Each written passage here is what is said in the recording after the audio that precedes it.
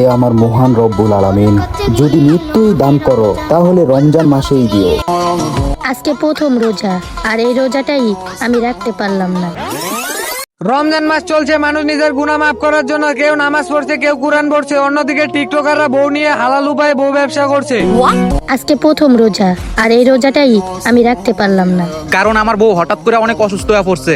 সবাই আমার বউর জন্য একটু দোয়া করবেন। রমজান মাস হলো আত্মা শুদ্ধির মাস, বউকে নিয়ে ব্যবসা করার মাস নয়, ইবাদত দেখানোর জিনিস না, অনুভব করার জিনিস। অসুস্থ হলে রোজা না রাখলে সমস্যা নেই, কিন্তু সেটা দিয়ে নাটক বানানো ঠিক নয়। কারণ যেখানে ইবাদত কন্টেন্ট হয়ে যায় সেখানে নিয়ত হারিয়ে যায়। কথা কি ক্লিয়ার না ভেজাল আছে?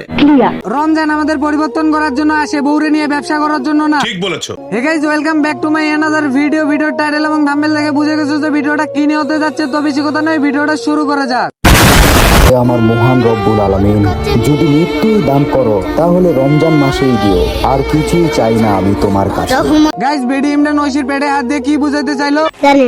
এই সহজ ভাষাটাও বুঝলেন না? বেডি ইমরান বুঝাইতে চাইছে হিজড়ারাও বাচ্চা ডাউনলোড দিতে সক্ষম। আগেকার মানুষ পেট দেখাইতে লজ্জা পাইতো, আর এখনকার মানুষ পেট হাত দিয়ে দেখায়।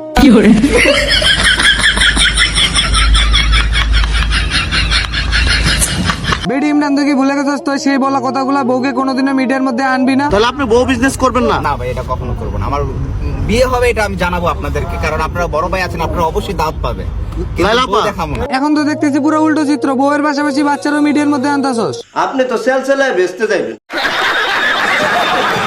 আমি আমার বউটাকে ভিডিওতে আনছি, একটা রিজন আছে। ইনশাল্লাহ আপনারা দেখলে বলবেন যে না ভাই তুমি এখন ঠিক কাজটা করো। কি এমন রিজন যা দেখে বলবো তুই সঠিক ছিলি? আমি সবগুলা কাপল ব্লগারদেরকে তাক লাগিয়ে দিব। আমি যদি পারি তাহলে তোরা কেন ছাড়তে পারবি না? ইনশাল্লাহ এটা দেখবেন আপনারা। कितने शानदार विचार रखते हैं जी। বউ ব্যবসায়ীদের ভালো করার জন্য নিজে বউ ব্যবসা করবে, ব্যাপারটা এমন হয়ে গেল না মালকরকে ভালো করার জন্য নিজে মাল খাবে। রমজান মাস আসে মানুষের হেদায়েতের জন্য। এই মাসে আমরা বেশি বেশি ইবাদত করব, কিন্তু তোমরা ইবাদত না করে বউ ব্যবসা করতেছো। সময় থাকতে ভালো হয়ে যাও, একবার সময় চলে গেলে আর ফিরে পাবে না। আমারে মাফ করে দেন হুজুর, আমার ভুল হয়ে গেছে। আজকের ভিডিওটা এই পর্যন্ত ছিল। ভিডিও ভালো লাগলে একটি লাইক এবং চ্যানেলটি সাবস্ক্রাইব করে দিবেন।